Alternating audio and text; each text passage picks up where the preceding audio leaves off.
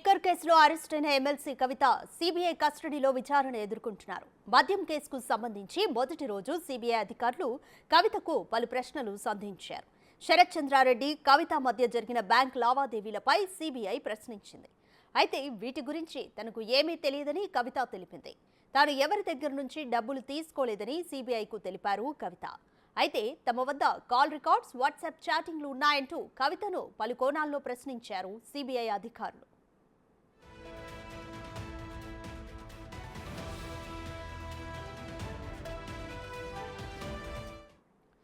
కవిత auditor Buchibabu, Arun Pillai, Abhishek Boinpally, PA Ashok Kaushik ఈ కేసులో అప్రూవర్లు దినేష్ అరోడా, మాగుంట రాఘవ్, శరత్ చంద్రారెడ్డి తదితరుల నుంచి సేకరించిన వివరాలు, సాక్ష్యాలు, వాట్సాప్ చాట్స్ ఆధారంగా సిబిఐ ప్రశ్నలు తయారు చేసి వాటికి కవిత నుంచి సమాధానాలు రాబట్టే ప్రయత్నం చేసినట్లు తెలిసింది.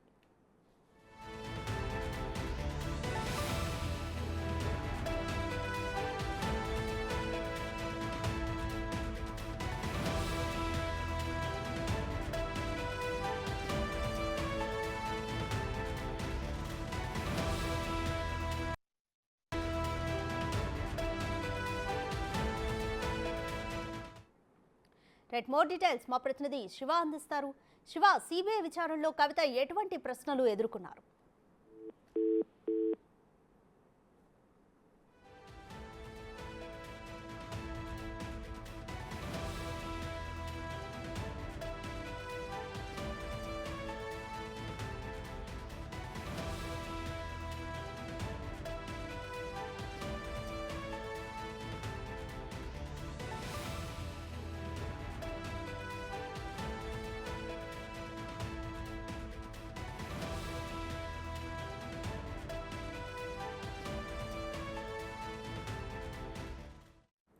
మోర్ డీటెయిల్స్ మా ప్రతినిధి శివ అందిస్తారు.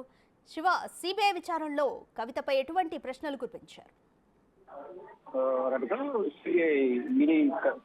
సిబిఐ కస్టడీ కవిత కస్టడీ రెండో రోజు కొనసాగుతుంది. నిన్న మొదటి కస్టడీలో గంట సేపు సుమారు కంప్లైంట్ కవితను సిబిఐ అధికారులు విచారించినట్టు తెలుస్తుంది. గతంలో ఏదైతే సిబిఐ దగ్గర ఆధారాలు ఉన్నాయో ఆధారాలు కవిత ముందు విచారించినట్టు తెలుస్తుంది. కవితపై వచ్చిన ఏవైతే ఆరోపణలు ఉన్నాయో ఇవన్నీ కూడా నిన్న మొదటి రోజు 60 నిమిషాల పాటు విచారించిన నేపథ్యంలో వీటి గురించి నాకు అసలు ఏం తెలియదు, నేను ఎవరి నుంచి ఎటువంటి డబ్బులు తీసుకోలేదు, ఎవరితోనూ దీనికి సంబంధించి ఆర్థిక లావాదేవీల గురించి ఎవరితోనూ నేను మాట్లాడలేదంటూ కూడా కవిత సిబిఐ అడిగిన ప్రశ్నలకు సమాధానం చెప్పినట్టు తెలుస్తుంది. మరోవైపు ఏదైతే సిబిఐ ఆరోపణలు చేసింది, శరత్ చంద్రారెడ్డికి ఇచ్చిన జాగ్రత్త సంస్థ ఇచ్చిన 80 లక్షలు కానీ, మహబూబ్ నగర్ కు సంబంధించి 14 కోట్ల బ్యాంక్ ట్రాన్సాక్షన్స్ గురించి కూడా ప్రశ్నించిన నేపథ్యంలో బ్యాంక్ ట్రాన్సాక్షన్స్ ఎవరైనా చేయొచ్చు, దీన్ని పరిగణనలోకి తీసుకుని ఎలా ప్రశ్నిస్తారంటూ కూడా కవిత సిబిఐ అధికారులు తెలిపేది తెలుస్తుంది. అయితే ఇప్పటి వరకు సిబిఐ అధికారులు కాకుండా ఈడీ కానీ ఇప్పటి వరకు ఎవరు కూడా 1 రూపాయి కూడా నా దగ్గర నుంచి గుర్తించలేదు అనేది ప్రశ్న సిబిఐని అడిగినట్లుగా కవిత ప్రశ్నించినట్టుగా తెలుస్తుంది. నేను ఎటువంటి అవినీతికి పాల్పడలేదని కవిత సిబిఐ తెలిపారు. కాల్ రికార్డ్స్, వాట్సాప్ చాటింగ్లు మా దగ్గర ఉన్నాయి కాబట్టి వీటి ఆధారంగా మేము ప్రశ్నిస్తున్నాము, మా దగ్గర ఇంకా కీలక ఆధారాలు ఉన్నాయంటూ కూడా కవితను అడిగినట్లుగా తెలుస్తుంది.